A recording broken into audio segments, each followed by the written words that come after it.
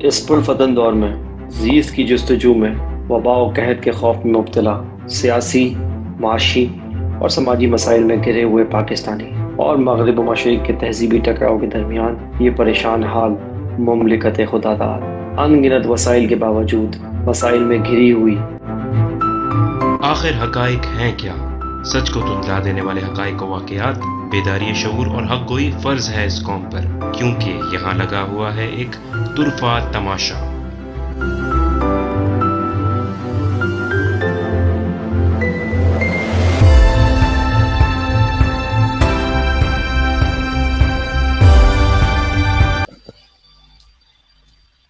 बिस्मिल्लाहिर्रहमानिर्रहीम, अस्सलाम वालेकुम। मेरा नाम है अमर जलील और आप देख रहे हैं तुरफा तमाशा। आज है तुरफा तमाशा की एपिसोड नंबर 73। उम्मीद करता हूँ बिल्कुल खैरियत से होंगे, ठीक ठाक होंगे, अपनी अपनी ज़िंदगी में बहुत कुछ अच्छा कर रहे होंगे। प्रोग्राम में आगे बढ़ने से पहले मैं वेलकम करना चाहूँगा हमारे शो के एनालिस्ट, हमारे दोस्त सैयद सलमान शाह को अपने शो में। अस्सलाम वालेकुम सलमान भाई, वेलकम टू द शो। बहुत बहुत शुक्रिया। जी जनाब, तो पाकिस्तान में पिछली गवर्नमेंट में उससे पहले भी हमारा जो दुश्मन है वो कोशिश कर रहा था कि पाकिस्तान को किसी तरीके से आइसोलेट कर दिया जाए, पूरी दुनिया में पाकिस्तान को कोई पूछने वाला ना हो, ना कोई अपने प्लान के अंदर शामिल करे, ना कोई किसी मीटिंग में शामिल करे, ना कोई किसी भी स्ट्रेटेजिकल अलायंस के अंदर शामिल करे। लेकिन हमने देखा कि 2018 से 2022 तक जो पाकिस्तान तहरीक इंसाफ का जो टेन्योर था, जो इमरान खान की गवर्नमेंट थी, इमरान खान ने बहुत सक्सेसफुली पाकिस्तान का इमेज पूरी दुनिया में बहुत बेहतर किया। और न सिर्फ ये बल्कि अपने ताल्लुकात उन तमाम ममालिक से भी बहुत अच्छे किए जिनसे माजी में हमारे ताल्लुकात बहुत ख़राब रहे हैं। चाइना से उन्होंने अपने ताल्लुकात को बहुत ज़्यादा मजबूत किया, मलेशिया से मजबूत किया, सऊदी अरब से मजबूत किया, रशिया का एक हिस्टोरिक विजिट किया, रशिया से बहुत बेहतर ताल्लुकात पाकिस्तान के हो गए थे। आप देखें, मलेशिया के अंदर कॉन्फ्रेंस हुई, चाइना में कॉन्फ्रेंस हुई, जहाँ जहाँ बड़ी कॉन्फ्रेंसेस हुई वहाँ पाकिस्तान पार्ट था। न सिर्फ ये बल्कि मुस्लिम उम्मा को भी उन्होंने यकजा करने की कोशिश की और OIC के 2 महीने के अंदर 2 बड़े इजलास जो हैं वो मुनक्किद किए पाकिस्तान में, जो कि इटसेल्फ एक बहुत बड़ी अचीवमेंट है। उसके बाद हुआ क्या? Regime change operation. उस रिजीम चेंज के बाद जो इम्पोर्टेड गवर्नमेंट आई है शहबाज शरीफ साहब की, उसके बाद से हमने देखा है कि जो दूसरी दुनिया में पूरे जो ममालिक हैं, जो स्ट्रेटेजिकल अलायंसेस पाकिस्तान से जिनके साथ थे, जिसके अंदर रशिया है, चाइना है और दूसरे ममालिक हैं, उन्होंने थोड़ा सा अपने आप को दूर करना शुरू किया। अभी रिसेंट पास्ट के अंदर ही एक G7 कॉन्फ्रेंस होती है और दूसरी जो कॉन्फ्रेंसेस हैं उसके अंदर हमने देखा कि पाकिस्तान को वहाँ मदऊ ही नहीं किया गया, जबकि वहाँ पर उनके जो अलायंसेस थे वो वहाँ पर मौजूद थे और उन्होंने अपने स्ट्रेटेजिकल और एक पॉलिटिकल और इकोनॉमिकल अलायंसेस जो है वो बनाए। पाकिस्तान कहीं भी नहीं दिख रहा। तो इसका रीज़न क्या है, हम कहाँ पे खड़े हुए हैं, ये मैं आज जानना चाहूँगा। क्या इसका रीज़न ये है कि हमारे पास वो लीडरशिप अब नहीं रही जो कि पाकिस्तान का मुकदमा पूरी दुनिया के अंदर बेहतरीन अंदाज में पेश करती थी और अपने जो टाइज थे वो बेहतर से बेहतरीन की जानिब कर रही थी, या फिर कुछ और मसला है, या पाकिस्तान को बाकायदा प्लान के तहत तमाम दूसरे ममालिक के साथ अलग किया गया है क्योंकि हमारा दुश्मन कहता था कि हम पाकिस्तान को आइसोलेट कर देंगे। तो क्या वो इसी सिलसिले की कड़ी है? यही बात अब मैं आज जानना चाहूँगा सलमान भाई से। जी सलमान भाई, आपके एनालिसिस पर क्या कहते हैं? जी अमर, जैसा कि आपने कहा कि हमें वो आइसोलेट करना चाहते हैं, हमारा दुश्मन बिल्कुल आपको आइसोलेट करना चाहता है। उसमें वो किस हद तक कामयाब हुआ ये डिपेंड करता है आप पर। जहाँ तक बात की आपने लीडरशिप की, देखिए लीडरशिप क्राइसिस तो है आपके पास। अगर 2 या 3 दिहाइयों बाद जाके कोई एक लीडर इमर्ज करे और उसके साथ भी वो हो जाए रिजीम चेंज वाला मामला, तो आप क्या कहेंगे उस मुल्क की तकदीर के बारे में? कि मतलब इतना खौफनाक जो है वो मंजरनामा है कि मतलब जुल्फ़िकार अली भुट्टो के पास मतलब 70 की दिहाई के बाद आपको जाके ये तकरीबन कोई 4 दिहाइयों के बाद एक लीडर मिलता है, उसको आप रिजीम चेंज करके हटा देते हैं और अब आपका हाल ये है कि आपका कोई पुरसाने हाल ही नहीं है। अब जो आप जिस चीज़ का जिक्र कर रहे हैं, देखिए पिछले हफ्ते बहुत ज़्यादा पेशरफ्त हुई है जियो इकोनॉमिक्स और जियो पॉलिटिक्स के हवाले से। अगर आप बात करें तो 3 बड़ी कॉन्फ्रेंसेस, G7 जो ग्रुप ऑफ 7 कहलाता है, जो रिच इकोनॉमीज़ हैं, उनका इजलास हुआ, ठीक है, इस जर्मनी में। इसके अलावा BRICS, not to forget, BRICS वो इमर्जिंग इकोनॉमीज़ हैं जो कि ये जो आपकी वेस्टर्न इकोनॉमीज़ हैं इसके अगेंस्ट उन्होंने एक अलायंस बनाया और जो कि इमर्जिंग इकोनॉमीज़ पर मबनी है, वो शुरू हुआ। ये जो आप फ्लैश करा रहे हैं ये भी मैं साथ साथ आपको बताना चाहूँ, मैं इसको गुफ्तगू का हिस्सा बताता चला जाऊँगा उस लिहाज से जिस तरीके से हम आगे बढ़ते चले जाएंगे। तो ये G7 पे ये सबसे पहले तो उन्होंने जो प्लेज किया है वो 600 बिलियन उन्होंने प्लेज किया है, ये G7 ममालिक ने मिलकर। और ये किसको काउंटर करने के लिए, ये चाइना का जो बेल्ट और रोड इनिशिएटिव है, जिसका एक हिस्सा सी पैक है, उसको काउंटर करने के लिए इन्होंने 600 बिलियन रुपए जो है डॉलर्स वो मुख्तस किए हैं। ये क्या करेंगे, ये चाइना के आसपास जो ममालिक हैं जहाँ ये बेल्ट और रोड इनिशिएटिव है, ये उनको देंगे, उनको चाइना के इस रोड एंड बेल्ट इनिशिएटिव से दूर करेंगे। पाकिस्तान भी उसमें शामिल है, जाहिर सी बात है, और कंट्रीज भी इसमें शामिल है। और इस सिलसिले की कड़ी आप देख चुके हैं, हमारे यहाँ रिजीम चेंज हो चुकी है, हम फिर से इंक्लाइन हो चुके हैं अमेरिका की तरफ। और ये बात इस चीज़ का सबूत है, ये जो हम आपको पेश कर रहे हैं ये बिल्कुल लेटेस्ट आपको बता रहे हैं, आप अपने मेन स्ट्रीम मीडिया पे देखते ही नहीं है। नहीं सुना आपने मेन स्ट्रीम मीडिया पे 600 बिलियन डॉलर्स उन्होंने मुख्तस किए हैं, किसके लिए, कि वो डेवलपिंग कंट्रीज जो हैं, जो इस रोड और बेल्ट इनिशिएटिव के आसपास हैं, उनको ये दिए जाएंगे ताकि इस पूरे प्रोजेक्ट को सैबोटाज किया जाए, जो कि चाइना का प्रोजेक्ट है।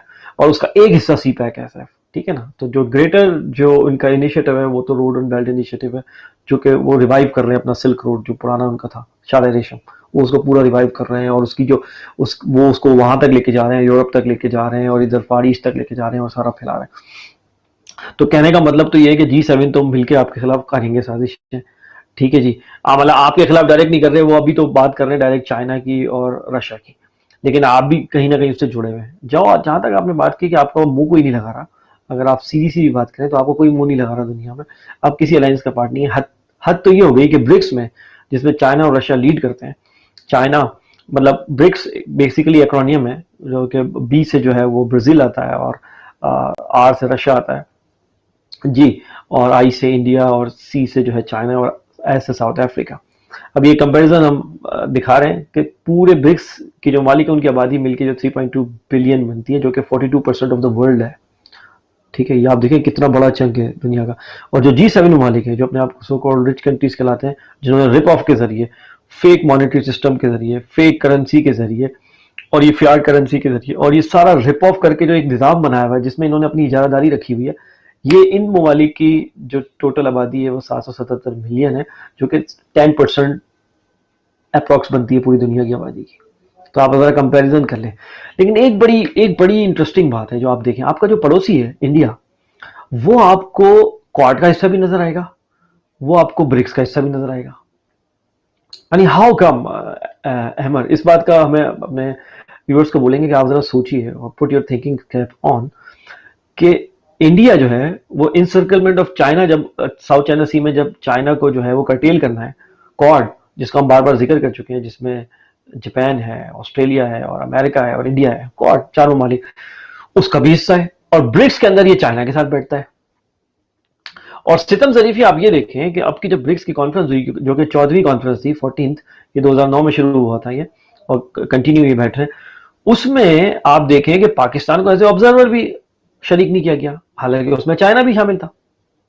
आपको एज ए ऑब्जर्वर भी उन्होंने बुलाना गवारा नहीं किया, इनवाइट नहीं किया आपको एज ए ऑब्जर्वर भी। ये अब आपकी पोजीशन हो चुकी है, मतलब आपकी फॉरेन पॉलिसी कहां चली गई है, या आप अंदाजा लगाएं कि चाइना और रशिया जिसको लीड कर रहे हो, चलो ठीक है इंडिया की बात, वो भी आपको एज ए ऑब्जर्वर भी इनवाइट नहीं कर सकते। बाकी countries as a observer invite हुए थे, ये बता दूं मैं आपको। इस हफ्ते एक और पेशरफ्त हुई है जो हम बिल्कुल उसको स्किप नहीं कर सकते, और वो है नेटो की, जो कि आज मैड्रिड में आज खत्म हो रही है 30 तारीख को।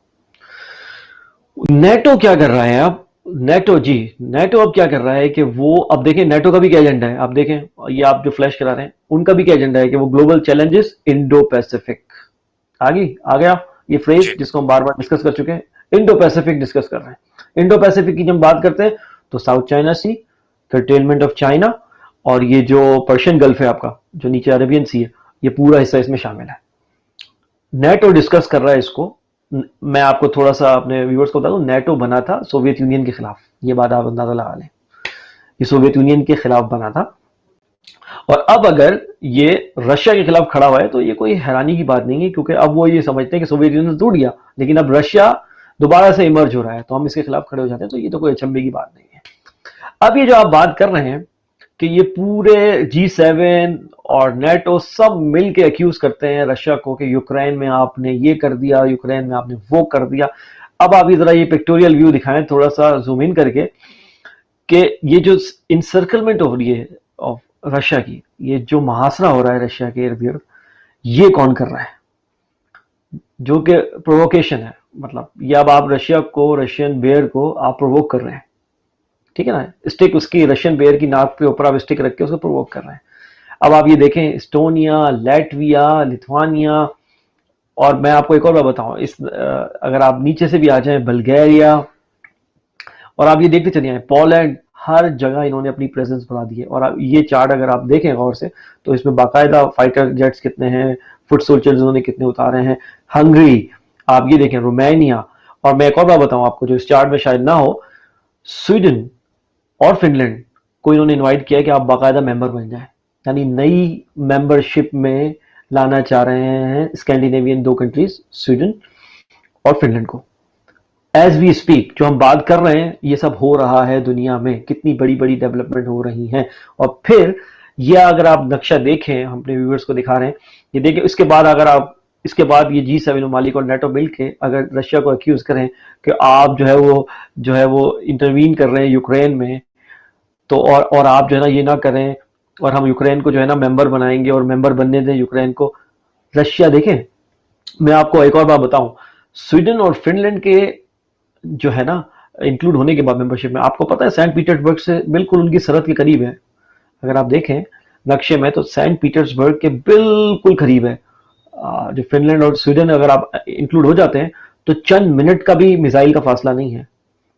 मतलब आप पूरी तरीके से रशिया के बैकयार्ड में आके बैठ जाएं, उसके नेबरहुड में आके आप बैठ जाएं, और उसके बाद आप बोलें कि यार आप कुछ बोलना भी नहीं। ये हो रहा है दुनिया में। तो हम अपने व्यूवर्स को ये बताना चाह रहे हैं, क्योंकि मेन स्ट्रीम मीडिया तो सिर्फ ये बात कर रहे हैं, और अगर आप सोशल मीडिया पे देखें तो लोग अपनी डीपी चेंज कर लेते हैं यूक्रेनियन फ्लैग के साथ, और वो कहते हैं कि भाई हमने तो अपना काम कर दिया और यूक्रेन में बड़ा जुल्म हो रहा है। लेकिन उनको पूरा पसे मंजर नहीं पता कि आप रशिया की एक तरफ तो इंसर्कलमेंट कर रहे हैं, यानी मुहासरा कर रहे हैं, चारों तरफ से मिसाइल सिस्टम नष्ट कर रहे हैं, फाइटर जेट्स लाके खड़े कर रहे हैं, पूरे यूरोप को उनके खिलाफ कर रहे हैं, और उसके बाद आप बोल रहे हैं कि कुछ आप बोलो भी नहीं। अच्छा, ये बड़ी सितम जरीफी है। टर्की को देखें आप, और हम हमेशा से बोलते आए हैं, आप नोट करते आए हैं ये बात, हम हमेशा से बोलते हैं कि हमारे मेन स्ट्रीम मीडिया तो बिल्कुल बात ही नहीं करता, क्योंकि हमारा दोस्त मुल्क है तुर्की। तुर्की ने एक समझ ले, वो कहते हैं ना कि उंगली कटा के शहीदों में नाम, तो उन्होंने पहले ऑब्जेक्शन किया कि फिनलैंड और स्वीडन को ज्वाइन ना कराए हम नेटो को, और उसके बाद वो मान गए। तो ये ऐसा होता है कि मतलब ये कहते हैं कि आपने एक जो है ना बताया कि मैं थोड़ा रिस्ट्रेन दिखा रहा हूँ किसी चीज में, लेकिन इवेंचुअली आपने वो करना ही होता है। और नेटो का मेंबर होना टर्की के लिए, आपको पता है कि ये इटसेल्फ एक क्वेश्चन मार्क है टर्की पे कि आप कहाँ खड़े हैं। मतलब आपको समझ में आ रहा है, जब हम बात करते हैं ना फेंस पे बैठने वाली, तो टर्की का भी हाल ये है कि टर्की भी नेटो के साथ भी बैठा होगा, और जब अब नेटो के आप साथ बैठे हुए हैं, तो फिर आप किस तरीके से जो है वो उम्मा की बात करेंगे, मतलब कैसे करेंगे आप कैंप, आपका कैंप कौन सा है, पहले ये आप बताएं कैंप कौन सा है। तो कैंप में आप नेटो के बैठे हुए हैं, ठीक है, और नेटो कौन है? ऑपरेसर है, मतलब जालिम है। उसने पूरी ये जो आपके जितने भी अरब वर्ल्ड में रिजीम चेंज, और ये आपको हर जगह में वहाँ नेटो की प्रेजेंस थी, इवन अफगानिस्तान में भी थी, इराक में भी थी, आपको मालूम होना चाहिए, ये सब जगह नेटो की प्रेजेंस थी। उसके बाद तो ये सितम ज़रीफ़ी है कि हमारे अपने जो है वो रिकग्नाइज नहीं कर पा रहे हैं कि दोस्त कौन है और दुश्मन कौन है। ये G7 ममालिक के जो इजलास हुआ था उसका आप दिखा रहे हो, जर्मनी में हुआ, और मैं फिर से उस पॉइंट पर आता हूँ कि 600 बिलियन प्लेज किए हैं 5 साल के लिए इन लोगों ने। आप मुझे बताएं, जब ये डोल आउट होगा कैश, मतलब उन कंट्रीज को जाएगा, डेवलपिंग कंट्रीज को जो आसपास हैं रोड और बेल्ट इनिशिएटिव के, तो आप क्या होगा वहाँ, कुछ आप रिजीम चेंज भी देखेंगे, कुछ आप ऐसे देखेंगे पॉलिटिकल अपहेवल भी होगा, आप कुछ देखेंगे कि इकोनॉमिक क्राइसिस होगा, उसके बाद उनको वो दिए जाएंगे पैसे और बोला जाएगा कि आप इस इनिशिएटिव से दूर हो जाए, यानी एक फेक क्राइसिस क्रिएट करके उसके बाद उनको डोल आउट करके, बेल आउट करके बोलेंगे कि आप जो है इस इनिशिएटिव से आप दूर हो जाए। क्वाड जो है वो इंसर्कलमेंट कर रहा है चाइना की उधर साउथ चाइना सी में, रशिया की यहाँ पे नेटो कर रहा है, और जो मैंने आपको बताया कि ये 2 पॉइंट डिस्कस हो रहे हैं कि कर्टेलमेंट ऑफ चाइना क्या है और इंडो पैसिफिक की जो पॉलिसी है, और दूसरी बात ये है कि रशिया को घेरा जाए वेस्ट की तरफ से, यानी यूरोप की तरफ से।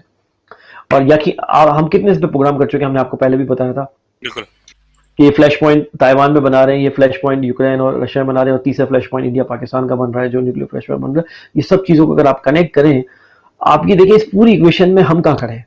इंडिया ने क्वाड का मेंबर होते हुए भी अमेरिका से जो चीजें खरीदी, फायदा उठाया, रशिया से वो तेल खरीद रहा है, अब तो कोल भी खरीद रहा है वो रशिया से सस्ता, वो दोनों तरफ से जो है ना वो गेन कर रहा है, और हम दोनों तरफ से लूजर है, हम लूज लूज सिचुएशन में है अहमद। यानी ना हम हमें को ना यहाँ से फायदा हो रहा है, ना हमें को यहाँ से फायदा हो रहा है। कम से कम हम एक तरफ हो जाते तो हमें एक तरफ, एक जगह से तो फायदा होता, हमें तो कहीं से कोई फायदा ही नहीं हो रहा। मतलब लूज लूज सिचुएशन में। क्यों? क्योंकि जो हमारी लीडरशिप है, जो हमारे सो कॉल्ड लीडर्स हैं, उनकी आप उनकी आप ये देखेंगे, उनकी तंग नजरी देखिए और कोताह नजरी देखिए कि इतने कमजोर लोग हैं कि उनको यही समझ में नहीं आ रहा कि दुनिया किस तरफ जा रही है। ये इसी हफ्ते की मैं आपको डेवलपमेंट बता रहा हूँ, कितनी बड़ी बड़ी डेवलपमेंट है। 5 साल के लिए उन्होंने 600 बिलियन मुख्तस किए। अब आप देखेंगे कि रोड और बेल्ट इनिशिएटिव को डिस्टर्ब करने के लिए उसके आसपास जो ममालिक हैं उनमें आप रिजीम चेंज के ऑपरेशंस देख सकते हैं, वहां पे पॉलिटिकल अपहेवल देख सकते हैं, इकोनॉमिक क्राइसिस देख सकते हैं। सब इसलिए कराया जाएगा ये सर्कस, इसलिए कि वो इससे दूर हो जाए और उनको वो बेल आउट दिया जाएगा उस 600 बिलियन में से, वो जो बजट रखा है इन्होंने। समझ आ रही है आपको बात? तो इससे दूर किया जाएगा। अब चाइना भी कूदेगा, जाहिर सी बात है। अब एक कंपटीशन शुरू होगा कि मैं तुम्हें इतना दे रहा हूं, मैं तुम्हें इतना दे रहा हूं, तो अब ये कंपटीशन शुरू होगा। आपको पता है ये कंपटीशन शुरू होने वाला है, लेकिन आप कहीं भी नहीं है, क्योंकि अब चाइना ऐसा समझता है कि आपके यहाँ जो लीडरशिप है, जो आपके डिसीजन मेकर है, वो तो इंटरेस्टेड ही नहीं है, वो तो आपस में लगे हुए हैं। ठीक है ना? और मैं जी, आज बिल्कुल लोकल पॉलिटिक्स पर डिस्कस नहीं करना चाह रहा, क्योंकि जितना हर गुजरते दिन के साथ जो है ना, ऐसा हो रहा है कि पाकिस्तान में तो ऐसा हो रहा है कि जो है ना, वो चांद को जो है वो सूरज बता रहे हैं और सूरज को चांद बता रहे हैं। मतलब कौन मानेगा इस बात को? मतलब आप टीवी खोल लें पाकिस्तानी, तो ऐसा लगता है कि जैसे सूरज को चांद बना रहे हैं और चांद को सूरज बताते हैं वो। इस लेवल पर जर्नलिज्म हो रही है, इस लेवल पर आपके एनालिसिस होते हैं, इस लेवल पर आपके यहाँ स्ट्रेटेजिक थिंकिंग होती है। और दुनिया इधर है। इंडिया को आप देखें, मैं बार बार बात कर रहा हूँ, इंडिया ने दोनों हाथों में लड्डू रख के फायदा उठाया है। यानी वो यूएस का भी स्ट्रेटेजिक अलाय है और ब्रिक्स में चाइना के साथ भी बैठा हुआ है। और आपको पता है अभी उसने कोयला खरीदा और ऑयल खरीदा, पता है उसने क्या किया है? रशिया से उसने खरीदा है, पेमेंट उसने युआन में की है, चाइनीज युआन में पेमेंट की है, खरीदा रशिया से। जी, मैं 1.5 साल से हम इस प्रोग्राम में क्या बार बार ये बात रीट्रेट नहीं कर रहे हैं कि आप रीजनल ममालिक से लोकल करेंसी में ट्रेड करें, आपके डॉलर पे से प्रेशर कम होगा। ये जो आपका सारा ड्रामा है ना कि एक्सचेंज रेट बढ़ जाता है और रिजर्व नहीं है, अगर Iran, Russia, China, Bangladesh, Sri Lanka, कम से कम आप अपने रीजनल ममालिक से ही अगर लोकल करेंसी में काम करना शुरू कर दें, तो मैं आपको बता रहा हूँ डॉलर पे से बहुत प्रेशर कम हो जाएगा और आपका एक्सचेंज रेट सीधा हो जाएगा। लेकिन कौन वो लोग हैं अहमद, आज मैं बहुत स्ट्रेस देके बात कर रहा हूँ, कौन वो लोग हैं जो पाकिस्तान के फेवर में कोई भी फैसला साजी नहीं होने देते? ये वो कौन लोग हैं? और जब तक आप इनको एड्रेस नहीं करेंगे, जब तक आप इनको सजाएं नहीं देंगे, जब तक आप इनको मौरूद इल्जाम नहीं ठहराएंगे, पाकिस्तान जो है वो स्टॉलमेट पे है, मतलब खड़ा हुआ है बस। वो एक स्टॉलमेट की सलमान सिचुएशन है, भाई, वो आगे ही सवाल नहीं ये बढ़ है पा ना रहा। कि करेगा कौन ये काम? अकाउंटेबिलिटी कौन करेगा? क्योंकि अकाउंटेबिलिटी करने वाले जो इदारे हैं वो भी ख़त्म हो रहे हैं, हम तो देख रहे हैं। बहुत सारी चीज़ें ऐसी हमने देखी हैं जो कि कोई सोच भी नहीं सकता था आज से 1 साल पहले किस तरह का कुछ होने वाला है, लेकिन हमने देखा कि जो अकाउंटेबिलिटी करने वाले इदारे हैं वो भी ख़त्म हो रहे हैं और बहुत ही अनएक्सपेक्टेड, बहुत ज़्यादा हट के जो है ना वो फैसले भी आ रहे हैं। तो इन तमाम तर चीज़ों को कौन देखेगा? एक टोटल एक टोटल जो है ना क्योस हमारे मुल्क में दिखाई देता है। आप अदालतों को देखें, अजीब व गरीब फैसले कर रही हैं। इस्टेब्लिशमेंट को आपको देखें, उनको क्या बोलना, लोगों ने वैसे ही उनकी जो गद बनाई हुई है, न्यूट्रल्स न्यूट्रल्स करके। ठीक है, सियासतदान, उनमें 2 पीनट्स की अकल नहीं है। मतलब आप किसकी तरफ देखेंगे? मैं आपको फिर बता रहा हूँ, इमरान खान साहब इस सिस्टम में अगर इसी सिस्टम के साथ दोबारा आते हैं ना, एक दफा फिर गलती करेंगे। जब बिल्कुल। तक जब तक के इसको, पहली बात तो इलेक्शन में आने के लिए आपको रिफॉर्म करने हैं, इलेक्शन रिफॉर्म। उसमें लाजमी है कि फेयर एंड फ्री होने चाहिए, जो इलेक्ट्रॉनिक वोटिंग मशीन है वो यूज होनी चाहिए, ये तो शर्त है। उसके बाद आते के साथ ही अगर आपको 2/3 मिलती है, तो आते के साथ ही आपने बड़ी लेजिस्लेशन करनी है और स्ट्रक्चरल रिफॉर्म्स करने हैं। ये मुल्क, भाई मैं आपको कब से बोल रहा हूँ कि 6 बिलियन आईएमएफ के लिए आप कितना आप ब्लैकमेल हो रहे हैं, कितना। अभी फिर वो बोल रहा है 18 रुपए बढ़ाओ, जो है वो पेट्रोल पे समरी पेश हुई है। मैं आपको बता रहा हूँ, ये बात ये नहीं कि हम खुश हो जाएंगे, अभी अभी ऐलान हो जाएगा इलेक्शन का हम खुश हो जाएंगे। खुश होने वाली कोई बात नहीं है, पर मैं आपको भाई सही बता रहा हूँ आपको, आप डीप ट्रबल में हैं, आप डीप शिट में हैं। आपको 1.5 से 2 साल लगेंगे दोबारा रिकवरी करने के लिए, वो भी जब कि कोई ईमानदार आदमी आगे जाता है, इमरान खान टाइप का। और अब की दफा चेंज जो है ना वो कैबिनेट लेके आए। अब कि वो कैबिनेट नहीं चलेगी जो पिछले 3.5 साल से चल रही थी, जिसमें 6 या 7 आदमी बस दिख रहे थे, बाकी दिख ही नहीं रहे थे, रीट्वीट करते थे। मैंने आपको बार बार बोला इस बात को कि वो रीट्वीट कर रहे हैं। आज साबित हो रहा है ना कि अगर होता तो वो सामने आ रहा होता।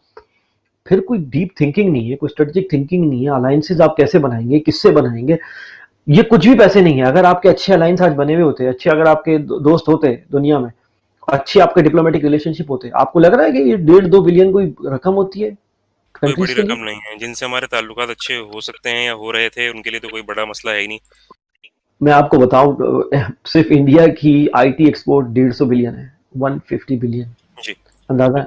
मतलब आप क्या बात कर रहे हैं, 1.5-2 बिलियन पे आप रोते रहते हैं। इसलिए रोते रहते हैं कि आपने कभी स्ट्रेटेजिकली सोचा ही नहीं कि भाई अपने इनकम के जराए बढ़ाने कैसे हैं। वही पुरानी दकियानुसी की, या तो पाकिस्तानी ओवरसीज जाके रेमिटेंस भेजेगा, या मैं यहां से एक्सपोर्ट भेजूंगा, क्या टेक्सटाइल, चमड़ा और पेरिशेबल आइटम, खाने की चीजें, बस खत्म होगी दुनिया। आगे बढ़ जाओ भाई, इतनी प्रोडक्ट रेंज है, पूरी दुनिया के ब्रांड्स को आप कैटर करते हो, अपना ब्रांड नहीं बनाते आप कभी। अजीब अजीब मेंटेलिटी है यार। मतलब टैक्स बचा, भाई किस किस्म का टैक्स बचा रहे हो, कौन सा टैक्स बचा रहे हो, किस किस्म की पॉलिसी है ये खुदकुश पॉलिसी कौन बना रहा है ये? और दूसरी बात ये है कि मैं आपको सही बता रहा हूँ, स्ट्रक्चरल रिफॉर्म्स करने पड़ेंगे और आपके इदारे मजबूत करने पड़ेंगे आपको। इस दफा जो एक इदारा था जिसकी तरफ लोग देखते थे क्राइसिस की सूरत में, अब लोग वहां पर भी नहीं देख रहे, बल्कि उल्टा उनको जो है वो गालियां निकाल रहा है। उसकी वजह यह है कि कुछ चंद लोगों की वजह से। पूरा इदारा खराब नहीं है, हम बार बार ये बात बोल चुके हैं कि इदारा खराब नहीं है, इदारा तो बेचारा अपना काम कर रहा है, लेकिन चंद लोग वो कैसे बैठ गए। ये आपको सोचना पड़ेगा कि ऐसे लोग, इस माइंडसेट के लोग जो कि बाहर से डिक्टेशन लेते हो, वो इतनी ऊपर कैसे पहुंच गए। इस बात पे आपको सोचना होगा कि वो।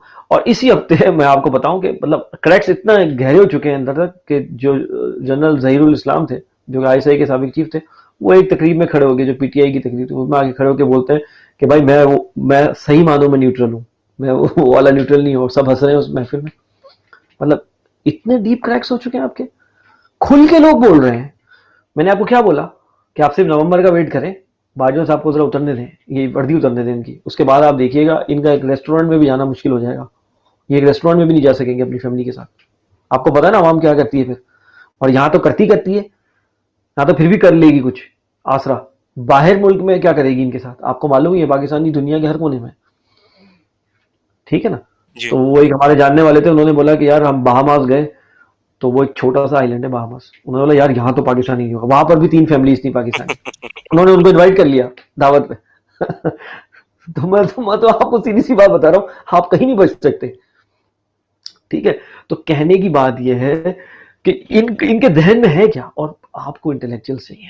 अहमद, पता लग गया कहत कैसा होता है, इंटेलेक्चुअल्स का कहत पता लग गया आपको। कोई दानिश्वर नहीं आ रहा सामने उठ के, कोई इकबाल और जिना टाइप के लोग नजर आ रहे हैं आपको। अब आपको पता लगा रेयर चीज क्या होती है, रेयर कमोडिटी किस चीज को कहते हैं, रेयर इंटेलेक्चुअल इंसान किस चीज को कहते हैं। यार इतना गैप, मतलब 100 साल हो गए, 75 साल हो गए, बंदा ही नहीं आ रहा उन जैसा, ऐसा कोई किरदार ही नहीं आ रहा यार। अब आपको पता लगा कि असल कहत किस चीज का होता है, जब अकले जो है आपकी मान पड़ गई है ही नहीं। वही मालिशिये पॉलिशिये, समझ रहे हो, वही भिखारी। मफाद याफ्ता भिकारी, मतलब मफाद याफ्ता और मौका परस, और इस तरह के लोग आए जा रहे बस, है ही नहीं। और 220 मिलियन का पॉपुलेशन का कंट्री सफर कर रहा है, कोई उसका अलायंस नहीं है, कोई उसका अलायंस। एटॉमिक पावर है, कोई उसका अलायंस नहीं है। 1-1.5 बिलियन 2 बिलियन के लिए इधर उधर मारे मारे फिर रहे हैं। वजीर आजम जो सो कॉल्ड क्राइम मिनिस्टर है, वो आके क्या बोल रहा है, वो आके बोल रहा है यार मेरे को तो कोई पैसे नहीं देता। अब आपने जब आईएमएफ की बात मानी है ना, मैं आपको फिर आऊं सम अप करूं इसको, जो आपने बात मानी है ना, उससे होगा क्या, वो अब किस्त आएगी जिससे कुछ चीजें स्टेबलाइज होंगी, ठीक है, लेकिन बहुत ज्यादा आपने इसकी कॉस्ट बेयर कर ली है, बहुत ज्यादा आपने इसकी। लेकिन उससे पहले इमरान खान को इनिशिएटिव लेना है। इमरान खान साहब किसका वेट करें, मुझे समझ नहीं आ रहा। अभी 2 जुलाई को इन्होंने अनाउंस किया, अब आप देख रहे हैं अभी कितना मुश्किल होता जा रहा है इमरान खान साहब के लिए भी आवाम को बार बार निकालना। मैं आपको पहले ही कह रहा था, जब मोमेंटम बना हो ना, उसी वक्त आपको स्ट्राइक करनी होती है। बिल्कुल। मैंने आपको कितनी दफा बोला, हुज्जत तमाम हो चुकी, सबको सब कुछ पता लग चुका। वो अब छोटी छोटी तकरीबों से खिताब कर रहे हैं इमरान खान साहब। भाई वो सबको, वो जो लोग बैठे हैं उन्होंने वैसे भी आपकी बात पे हाँ ही कहना है, वो जो सामने आपके राइट। लोग बैठे होते हैं उन्होंने वैसे आपको हाँ होना। जिसकी आपको हिमायत चाहिए थी उसने आपको हिमायत दे दी है अवाम ने। अगर आपसे What are you कोई waiting for? बैकडोर, हाँ, या what are you waiting for? अगर बैकडोर कोई डिप्लोमेसी हो रही है वो भी बता दें आप, क्योंकि पाकिस्तान सफर कर रहा है। ब्रिक्स में आपको एज ऑब्जर्वर भी कोई नहीं पूछ रहा, मतलब हद हो गई यार ये तो, इट्स लिमिट। डेलिबरेटली आपको बताया जा रहा है कि 600 बिलियन जो है वो बेल्ट और रोड इनिशिएटिव के लिए उसको सेबोटेज करने के लिए रखे जाए। इसका मतलब क्या है? आपका सीपे खतरे में पड़ चुका है, इट्स अ क्वेश्चन मार्क। जो जी। आपकी रेजीम है, जो रेजीम चेंज कराया, जो ये आप पे हुक्मरान लाया है, वो तो अमेरिका की तरफ इंक्लाइन होगा। इसका मतलब क्या है? वो तो कोल्ड स्टोरेज में चला गया सीपैक, वो कहाँ गया? और इन्होंने मजीद पैसे एलोकेट किए हैं, अभी मजीद खलफशार पैदा करेंगे इधर उधर। आपने कोई कभी सुना आपने इंडस्ट्री मीडिया में पिछले 2-3 दिन में कि भाई अब क्या करेंगे? ये तो इन्होंने पूरा, अगर उन्होंने पूरा एलोकेट कर दिया है बजट, तो इसका मतलब क्या है? हमारा आपको लग रहा है कि वो हाथ पे हाथ धर के बैठेंगे? आप एक के बाद एक देखेंगे प्रॉब्लम, जो कि रोड और पैसे ऐसे तो कोई नहीं दे देता सर, पैसे तो फिर पैसे हैं ना। और 600 बिलियन, 600 बिलियन, और जिस मुल्क में हाल ये हो कि 20 करोड़ में एक बंदा आराम से बिक जाता हो, रिजीम चेंज हो जाता हो। 600 बिलियन डॉलर्स की बात कर रहा हूं मैं। 1 बिलियन डॉलर भी बहुत है इधर उधर करने के लिए, पाकिस्तान को टक टक करने के लिए, मतलब इधर से उधर हो जाएगी डिसीजन मेकिंग आपकी। मतलब अजीब हालत है यार। 220 मिलियन लोगों का मुल्क, चंद लोग हाईजैक करके अपने मर्जी से फैसला करके उसको पीछे ले गए, महंगाई कहां कर दी, एक्सचेंज रेट कहां चल गया, बैठे बैठे कर्जे कहां बढ़ गए, कोई पूछने वाला ही नहीं है। कहां है आला अदालत, अदलिया, कहां पर है ये? वो जो जो लॉन्ग मार्च होते थे अदलिया को बहाल करने के लिए, वो किस लिए होते थे? इसलिए होते थे कि आपने रबर स्टैंप बनना है, यानी जो भी बात करें वो, और आप उस पर बस स्टैंप लगा दें। यही क्या है ना आपने। रात को 12 बजे खुल गए थे आप तो डर के मारे। मतलब एक एक आदमी नहीं है जिसके पास स्टील की जो है वो बैकबोन हो। एक आदमी नहीं है जिसकी बैकबोन स्ट्रॉन्ग हो। एक आदमी नहीं है यार। एक आदमी जो खड़ा है। अब वही वाली बात है, इमरान खान के आसपास जो लोग हैं, वही वाली बात है, मुशीर मरवा देते हैं इंसान को।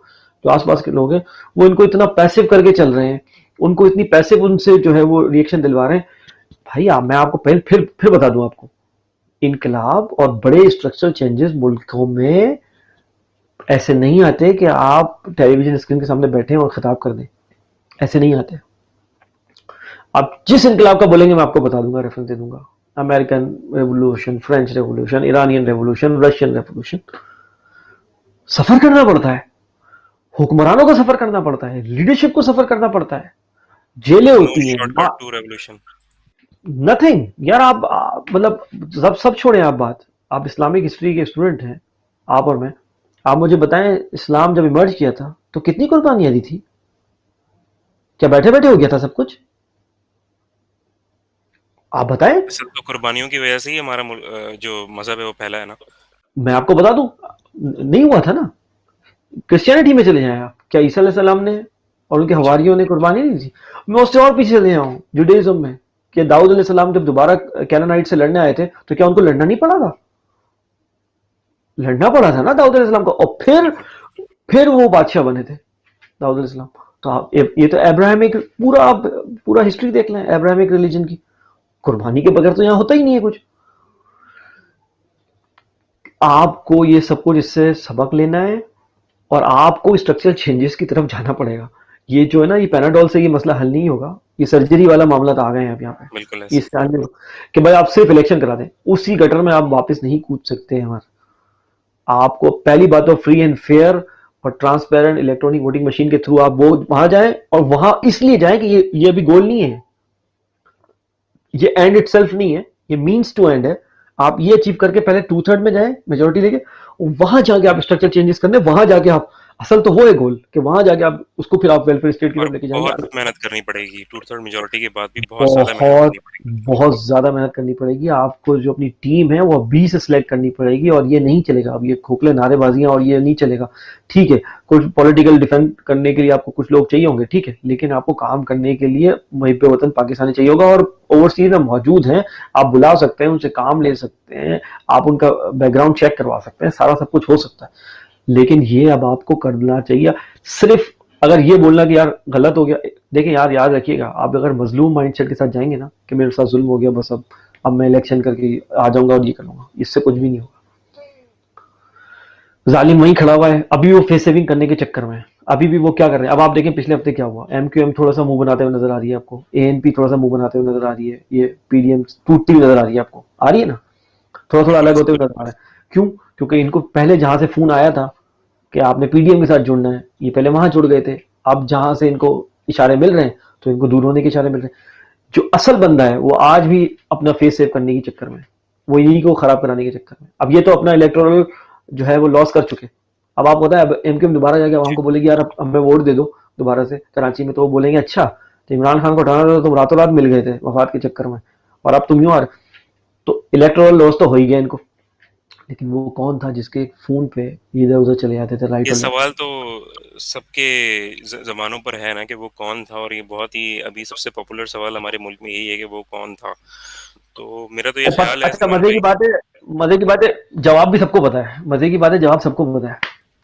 जी। लेकिन लोग बोल रहे हैं कि अब आपका दानिश्वर देखें, यहाँ पर आता है जो है स्कॉलर्स और दानिश्वर की रिस्पॉन्सिबिलिटी। एक में स्पाइन नहीं है कि वो बोले तो बोलेगा मुझे जेल जाना पड़ेगा, एक बंदा तैयार नहीं है सफर करने के लिए। आपने सुना है किसी बंदे को जिसने खुल के बोला? नहीं। ना। एक आध भाई बंदे ने कोई इशारा भी किया जोर से तो लोग बोलते हैं यार इदारे को कोई नहीं बोल रहा बुरा बोलने का, लेकिन जो इंडिविजुअल जो रिस्पॉन्सिबल है यार, आप उनको अगर पिन पॉइंट नहीं करोगे तो इसका हमारे मतलब मुल्क का क्या है मामला। चलने दो।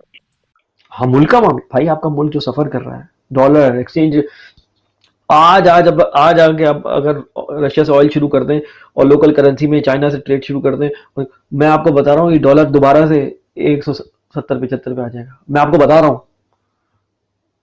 डॉलर तो वैसे ही चैलेंज हो चुका है, ब्रिक्स की जो हम जब बात कर रहे हैं इसकी जो जी। वैसे ही इसमें तय हुआ है ये अब आपस में लोकल करेंसी में गेम खेला करेंगे। तो वैसे ही वो तो डॉलर चैलेंज हो रहा है, जो हम जी वो जो कहते हैं डी डॉलराइजेशन का जो अमल है वो ऑलरेडी शुरू हो चुका है, डी यानी डॉलराइजेशन हम का इस अमल। गेम में हों या ना हो, उन्हें तो कोई फर्क नहीं पड़ता। उन्हें तो कोई फर्क नहीं पड़ता, फायदा हमारा है कि हम उस बोर्ड में एग्जैक्ट। जंप इन करें जो उस तरफ जा रही है, डी डॉलराइजेशन जो कर रही है। हमारा फायदा, क्योंकि देखिए हमारा प्रॉब्लम क्या है यार, वही डॉलर की डिमांड सप्लाई का मतलब भाई सीधी सी बात है। आप लोकल करेंसी में शुरू करो और अपने जो रिजर्व्स हैं, ये जो आप बोलते हो ना आए दिन की यार 10 बिलियन से कम हो गए, आप इसको आहिस्ता आहिस्ता कन्वर्ट करना शुरू टेबल करो करें। रियल वेल्थ में। हाँ, रियल वेल्थ में शुरू करो, गोल्ड सिल्वर बुलियन, ताकि आप समवॉट स्टेबल रहें। क्योंकि कल कला को अगर डॉलर को कोई चैलेंज भी होता है और डॉलर पड़े पड़े जो है वो डेप्रिशिएट हो जाता है ऑल ऑफ द सडन, तो आपके पास रियल वेल्थ हो वो नहीं जा रहा, क्योंकि उसकी इंट्रिंसिक वैल्यू उसके अंदर है, उसके अंदर है। तो ये इतनी मोटी बात आपको समझ में आ रही है इसलिए कि हमारे लोगों पे वो जो वेस्ट का गलबा है उनके दिमागों पे, आपके इंटेलेक्चुअल्स हैं पीएचडीज हैं उन पर गलबा हुआ है दिमाग पे कि जी। उन्होंने कोई भी out of the box solution की तरफ नहीं जाना। और अब तो ये आउट ऑफ द बॉक्स रहा भी नहीं है हमारा, पूरी दुनिया कर रही है। चलो आप भेड़चाल कर लो, तो आप कॉपी करना ही शुरू कर दो, फॉलो ही कर लो किसी को, ये चाइना इंडिया, मैं आपको बता रहा हूँ इंडिया ने खरीदा रशिया से पेमेंट की युआन में, चेक करें जी। आप। और क्वाड में वो चाइना के साथ सरहद पे eyeball to eyeball मामला चल रहा है, वो खड़े हुए एक दूसरे के सामने बंदूकें लेके, और ब्रिक्स में बैठ के वो ये काम कर रहा है। आपको सराहना तो पड़ेगा अपने पड़ोसी को जो जी। काम कर रहा है, यानी यहाँ से भी फायदा ले रहा है और यहाँ से भी फायदा ले रहा है। अपने मफाद देख रहे हैं वो। वो कहते हैं भाई, वो कहते हैं वेस्ट को अगर आप हमेशा सबको बोलते हो नेशनल इंटरेस्ट, तो हम भी नेशनल इंटरेस्ट देख रहे हैं, बात तो वो सही कर रहे हैं। क्योंकि वेस्ट सबको यही जो है राग लगता है कि हम वेस्ट जो अपने जो है ना वो अपने नेशनल इंटरेस्ट में करेंगे, तो इंडिया बोलता है हम भी अपने नेशनल इंटरेस्ट में कर रहे हैं। पर हमारा नेशनल इंटरेस्ट कहाँ है भाई, हम तो लूज लूज में हैं ना। हम अच्छा, हमें अमेरिका के साथ जाके क्या फायदा हो गया, अभी देखो आप कुछ फायदा हुआ? वो भी नहीं है। और आपको आपको वहां पर भी कोई फायदा नहीं है, और चाइना से भी आपसे दूर हो गया, और रशिया तो आपको जो है वो मजीद दूर हो गया आपसे। तो इतनी कुर्बतें बढ़ चुकी थी, यानी प्यूटिन आने वाले थे, हमने बात भी की अपने प्रोग्राम में कई दफा, और ऑल ऑफ द सडन हवा हो गया सब कुछ। खुदारा सीरियसली सोचे, हम आपको पता है ना, हम 3 में ना 13 में, हमारी हालत ये हो चुकी है ना, हम 3 में ना 13 में। और ये हमने जो आपको सारी आज बातें बताई, इतने बड़े बड़े इवेंट्स हो रहे हैं, हमारी कहीं प्रेजेंस नहीं है हमारा। अच्छा सलमान भाई, प्रोग्राम के एंड में वी मुझे आप ये बताइएगा वी हैव एक वी चीज़। जी हैव जी। Become nobody. जी, वी हैव बिकम नोबडी। वक्त का थोड़ा सा मुझे बस ख्याल है कि हम इसको रैप अप करें। अभी 2 तारीख को इमरान खान साहब ने इस्लामाबाद के अंदर कॉल दिया तमाम तर लोगों को। तो आप क्या समझते हैं कि क्या उसका कोई इम्पैक्ट जाएगा? और आपने हुज्जत तमाम की भी आपने बात कही कि वो तमाम तर चीज़ें कर चुके हैं, तो आप क्या समझते हैं कि इस इस्लामाबाद का जो इनका जलसा है या फिर वो जो वहाँ पे एहतजाज करने वाले हैं, इसका क्या इम्पैक्ट आएगा हमारी पॉलिटिक्स पे? क्योंकि ऑब्वियसली जो लोकल पॉलिटिक्स के अंदर जो चेंजेस हैं, उसी से ही हमारी इंटरनेशनल पॉलिटिक्स है और जो हमारी प्रेज़ेंस है पूरी दुनिया में, वो आपस में लिंक्ड है। अल्लाह करे कि अवाम उसी तरीके से रिस्पॉन्ड करें और उनको भी करना भी चाहिए, क्योंकि अवाम को ज़्यादा ज़रूरत है इमरान खान साहब की। ठीक है, तो अल्लाह करे कि रिस्पॉन्ड करें, लेकिन इमरान खान साहब को कोई अब डिसाइसिव, मैं पिछले प्रोग्राम में भी बोला आपसे, उससे पिछले प्रोग्राम में भी बोला, इमरान खान साहब को डिसाइसिव एक्शन की ज़रूरत है।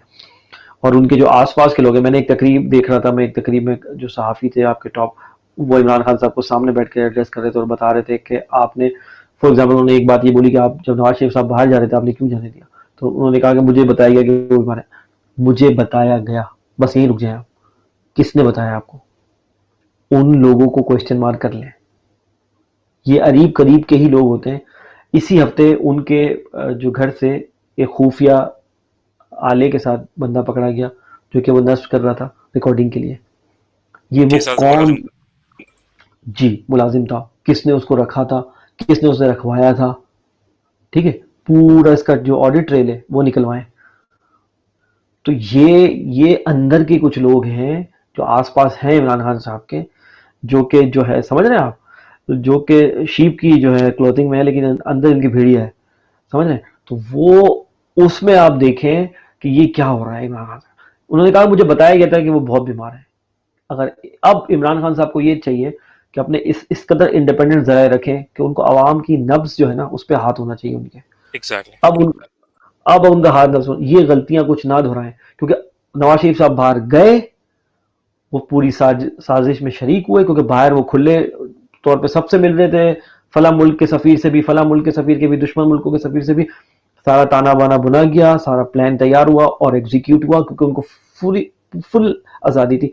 वो फ्री थे, जिससे चाहे मिले उन्होंने तो, और आपको दिखाते ऐसे थे कि जैसे कोई बहुत ज्यादा बीमार है और प्लेटिलेट्स खत्म हो चुके हैं। और ये तो अब की दफा ये कुछ लेसन लर्न कर लें। अगर आप कोई बोल रहा हो ना, तो वो हमारे उर्दू में कहते हैं कि जलते हुए तवे पे भी खड़े होके कोई कुरान लेके खड़ा हो और वो कहे कि जी मान ले मेरी बात, तो अब आपने उनकी बात नहीं माननी। ट्रू। ठीक है।